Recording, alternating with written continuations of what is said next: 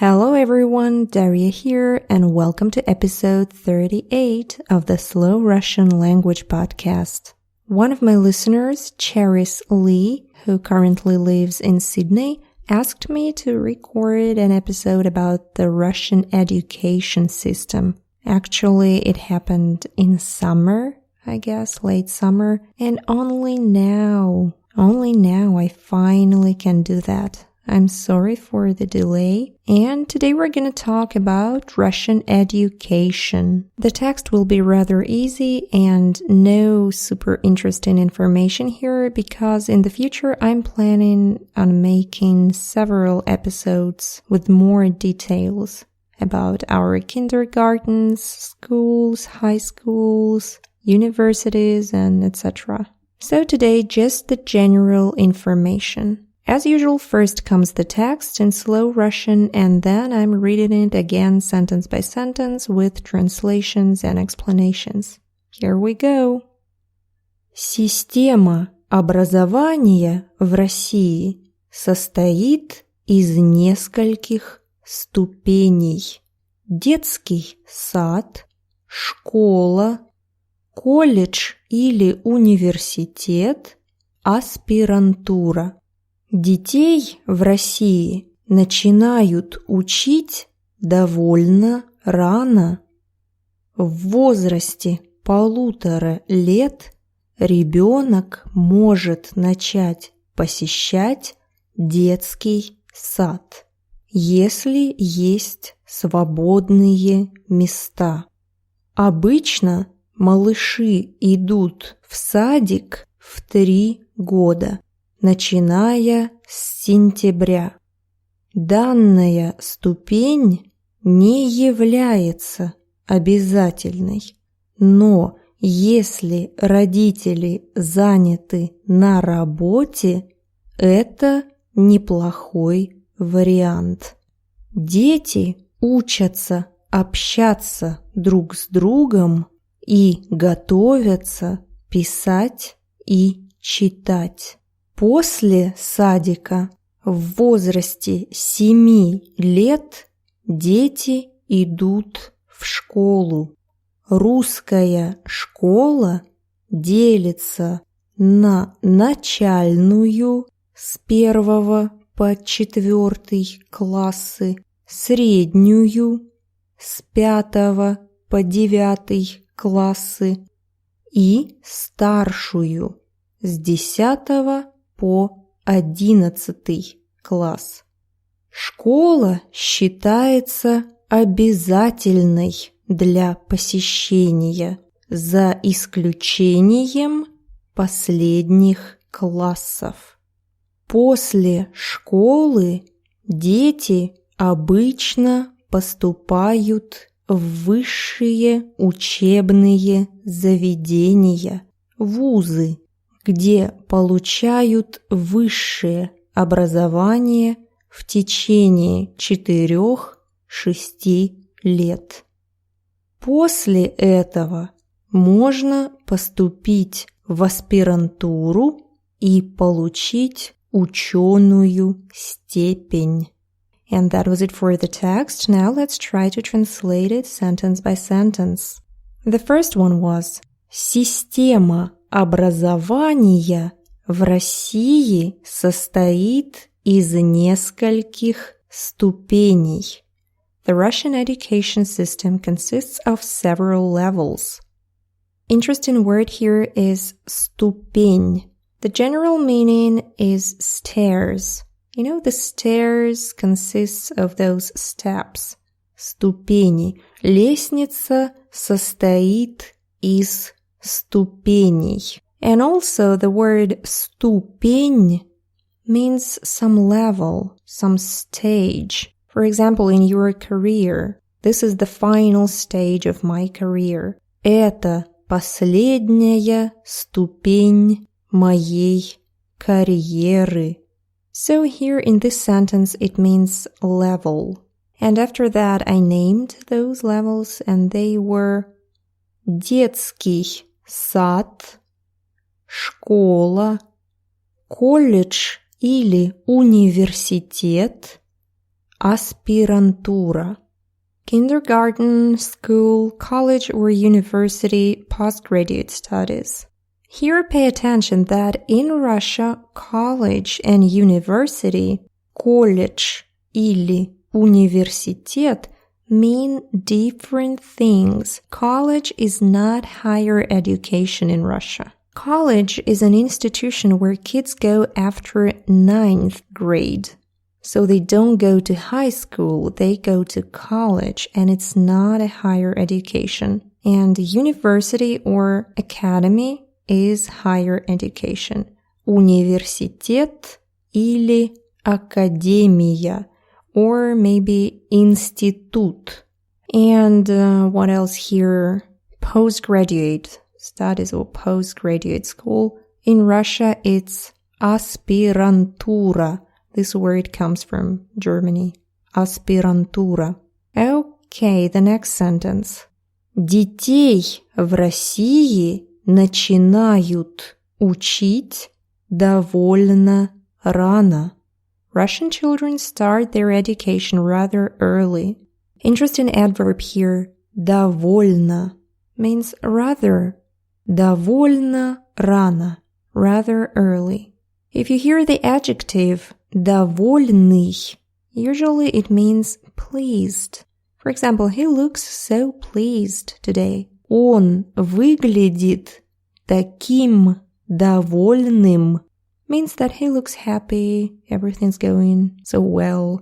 Он доволен. And as an adverb, it means rather. Довольно. For example, Russian is a rather difficult language. Русский довольно сложный язык.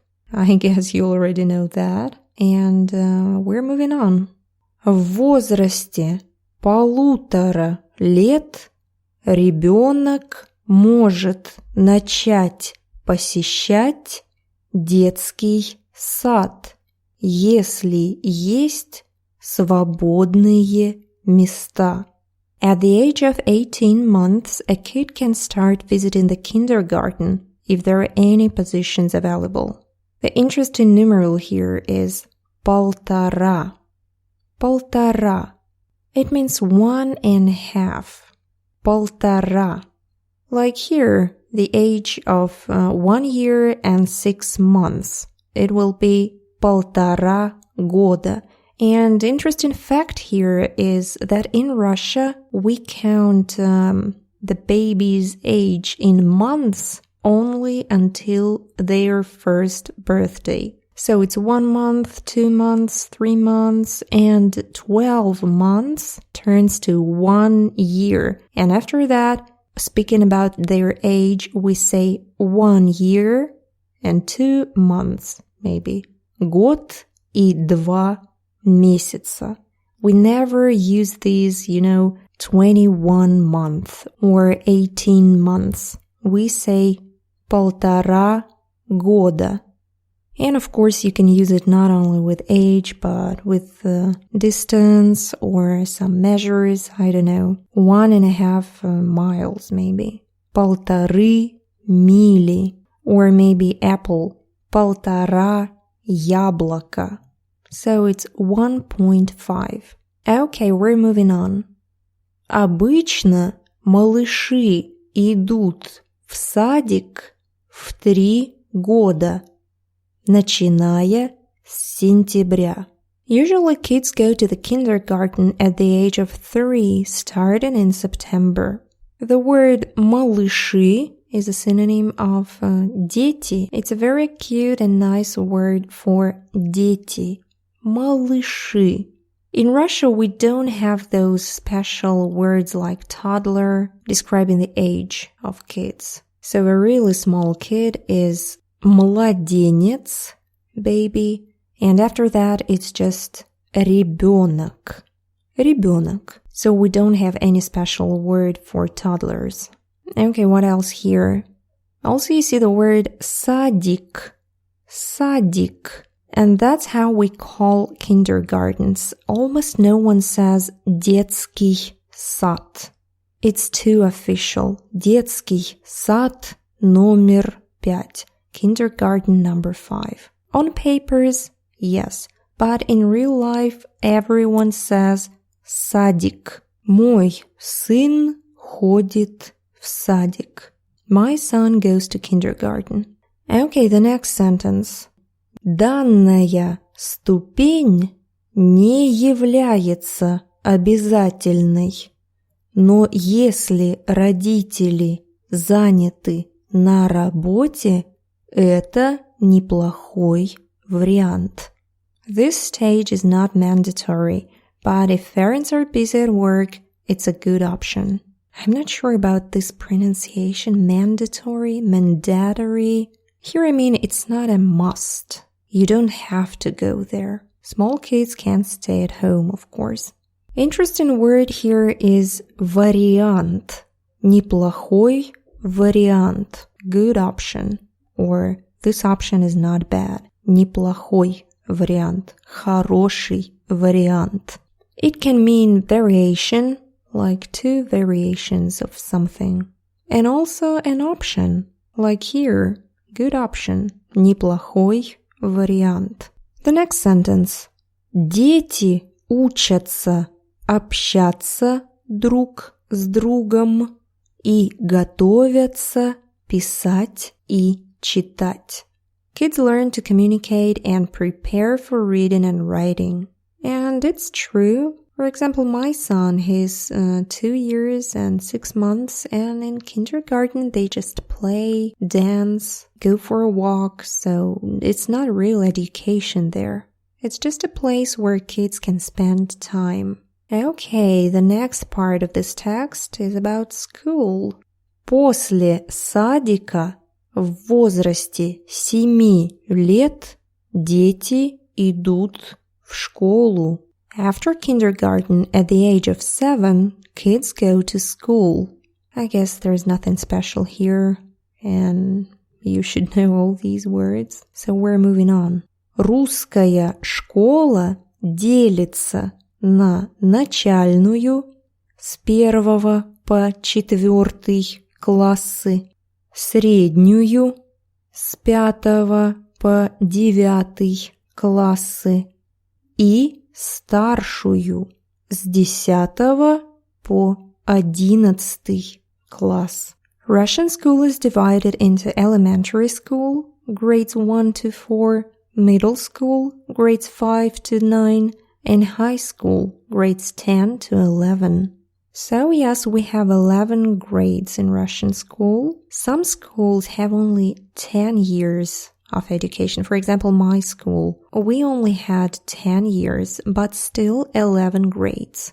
We kind of skipped number 4. There were 3 grades of elementary school. Then we jumped to the 5th grade and stayed till 11th. I don't know why, but sometimes it happens. Okay, the next sentence. Школа считается обязательной для посещения, за исключением последних классов. Attendance at school is considered mandatory, except for the last grades. Again, this word here, mandatory, mandatory, I'm not sure, and I have no time to check, I'm sorry. Anyways, Russian kids have to visit school, and homeschool education is so rare here. It's very rare. And speaking about vocabulary, what interesting here. За исключением. За исключением последних классов. Except for the last grades. This word исключение means exception. One exception. Одно исключение. And together with the за, like here, за исключением means except something. For example, everyone but me loves the Russian language. Все любят русский язык за исключением меня. Or also in Russian we can say все любят русский язык, кроме меня. So, за исключением and кроме are the synonyms, meaning the same things, except, besides, but, all the same. And the last part of this text about higher education. После школы дети обычно поступают в высшие учебные заведения, вузы, где получают высшее образование в течение 4-6 лет. After school, kids usually go to colleges and universities, where they get higher education for 4 to 6 years. In the Russian language, we have this abbreviation, вуз. It's very common. It's used almost everywhere. Вуз means высшее учебное заведение. So literally it means the high educational institution. And it means universities, institutes, academies, all those higher education places. And in the past, we used to study for 5 years there. For example, I studied in university for 5 years and became so-called specialist. And several years ago, I don't remember how many years, maybe 5 to 6 years ago, they decided to become more international and adopted that bachelor and master's degrees, 4 and 6 years. In Russian, it's bakalavr for 4 years and magister for 6 years. And the last sentence, после этого можно поступить в аспирантуру и получить ученую степень. After that, one can go to postgraduate school and earn an academic degree. So again, postgraduate school is aspirantура. And here you can study for 3 to 5 years. For example, I studied 4 years there, and there were real lectures. I had to go there and pass exams for 2 years, and then 2 years more for writing my dissertation. Some people manage to do it in 3 years, and some people do it for, decades. So it depends on circumstances. And I guess that was it for this text. If you have any questions about our education system, feel free to contact me at realrussianclub@gmail.com. I'll be very happy to answer. Also, I invite you to my YouTube channel. It's youtube.com/Real Russian Club channel. Recently, I've added several playlists there, as usual pronunciation lessons, slow Russian lessons, TPRS videos, and Russian phrases for everyday life. And from now on, I'm gonna upload videos about some interesting facts, especially historical facts about Russia. I've already made a video about Ushanka hat and its history, and right now I'm working on a video about St. Basil Cathedral, because there are several interesting legends connected with it. And again, if you have any suggestions, questions, opinions, anything, feel free to contact me. I'm always very happy to chat. And also don't forget to check out the show notes, because I will put the whole text from today's episode there. And I guess that was it for today. Thank you very much for listening, and I hope to see you in the next episode of the Slow Russian Language Podcast. Bye-bye!